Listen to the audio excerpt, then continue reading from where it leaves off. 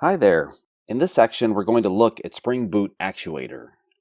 We'll take a quick tour of Actuator's management endpoints, and then we'll explore the auto configuration report to find out what Boot's done for us. Next, we'll dive into writing a custom metric and a custom health status code. We'll wrap up this section with creating some custom application info and registering our build details into our application. In this video, we're going to get a quick glimpse of what Spring Boot Actuator is. We'll check out all of the out-of-the-box endpoints, including auto configuration, beans, mappings, configuration properties, and more. Now back in our application, if you'll remember, when we set this all up at the beginning of the video course, we picked several options of modules to put into our application from start.spring.io. Let's go back to our build file and we can see the choices that we made listed all right here.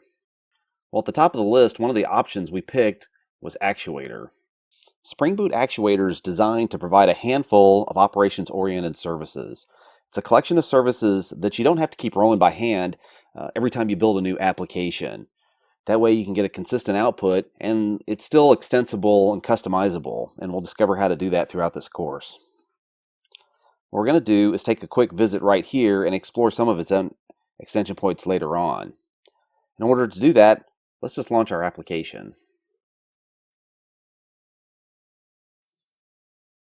Okay, with the application going, we're going to switch over to the web browser. Now this should look familiar. We spent a bit of time working with the front end. Let's go find out what's tucked behind this app. You'll notice I happen to be using a plugin called JSON View. This helps make it easy to view all the JSON output that comes out. The first item we're looking at is the auto configuration report. Spring Boot automatically wires up various bits of infrastructure for us based on what's on the class path, and getting a readout of what it has and has not configured can be really handy. There's a lot here, so we're going to save that for the next video as to how what these various auto configurations are and how we can glean it. The next thing we're going to check out are all the Spring beans in the application context. If you're a Spring developer, this idea should be familiar. If not, these are basically all the registered components in our app.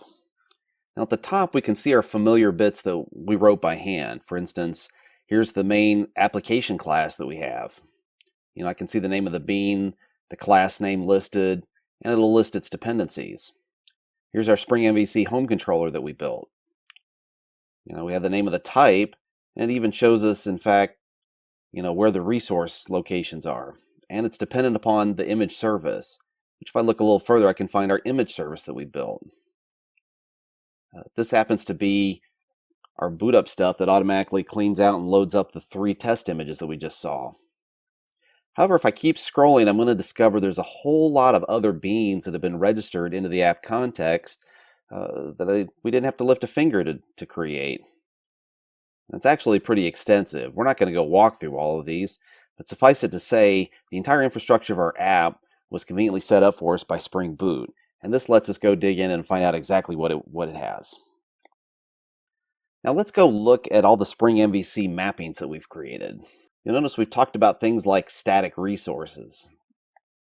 We also can find things like, you'll notice that it has this shows us every route our app can handle, including methods and other details. It also shows the exact bean and the method associated with it. For instance, here we can see our home controller and the index method. And it tells us that this method takes a model and a pageable. So it's almost like we're looking at the source code and it maps it onto the /route. Down here we can see our get for a raw image. Here's our delete endpoint, and here's our post images endpoint. But it's also listing the other things. For instance, these happen to actually be all of Spring Boot Actuator's endpoints. So this is a handy way to find out what Boot is doing for us. Let's go check out configuration properties. A key feature of Spring Boot are bean-based properties, and what this endpoint shows us are all the properties that our app contains. Now right at the top here I can point out things like we have a data source collection of properties, since our application is talking to a database. In fact, I can see the connection string, and this tips me off that it's talking to an H2 embedded database. There's a lot of properties in here because of all the infrastructure Boot's added, but one thing that we did earlier, if we go back to the IDE, you may remember that we plugged in an override in application.properties. We decided to configure the max file size to be 10 megabytes. Let's go back and find that multipart setting. Here in the browser, if I just search for multipart, we'll jump down here and I'll find this prefix multipart, and I can find the actual individual property names. And here we can see max file size 10 megabytes.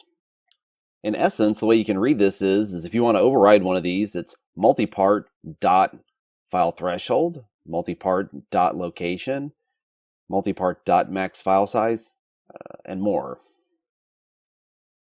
Now let's go check out a really cool one. Metrics. You can look up memory, threads, garbage collection, the works. Down here at the bottom, in fact, we have some counters. This actually looks up endpoints that we're hitting, and based on the HTTP status code that's returned, for example, a 200 OK code, it'll actually tabulate how many times we've hit an endpoint. If I go back to the mappings point and refresh it multiple times, and then go back over to metrics again, you're going to see that our mappings counters jumped up to 7. So here we can get a quick glimpse of how many times we've hit various endpoints.